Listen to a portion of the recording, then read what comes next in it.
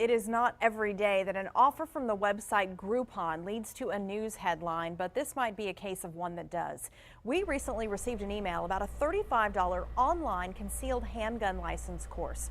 The instruction lasts about an hour, all at your computer and with no time on a firing range. Even though the license would be through Arizona, it is valid in Texas. But the state of Texas has much stricter requirements, 4 to 6 hours of classwork plus written and shooting range tests. That made us wonder today, how is an online class from Arizona legal here in Texas? Well, to make travel easier, the state has what's called a reciprocity agreement with Arizona and the other states. In other words, we recognize their CHLs and they recognize ours. This afternoon, I sat down with Texas Land Commissioner Jerry Patterson, who authored the legislature's concealed handgun laws in the early 1990s. I asked what he thinks about these online classes. Well, I guess it's better than nothing, but not by much.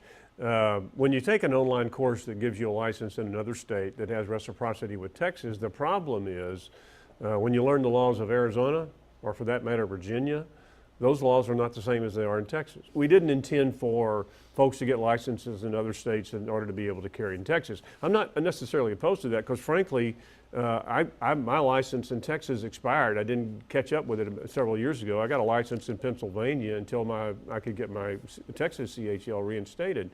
So I don't know that it's a bad thing. The most important thing in a concealed handgun license course is to learn what you can and can't do, and also learn the responsibility you have, and frankly learn how to avoid a circumstance in which you might actually have to discharge a weapon. In other words, how to avoid confrontation.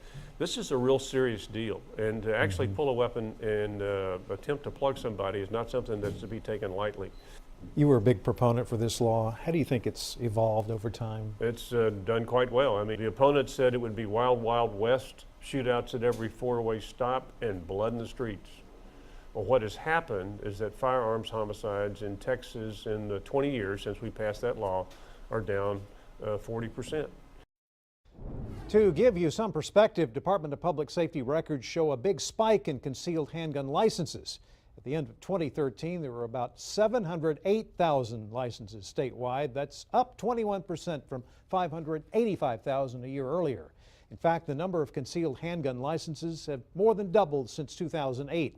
The population of Texas only grew about 10% in that time.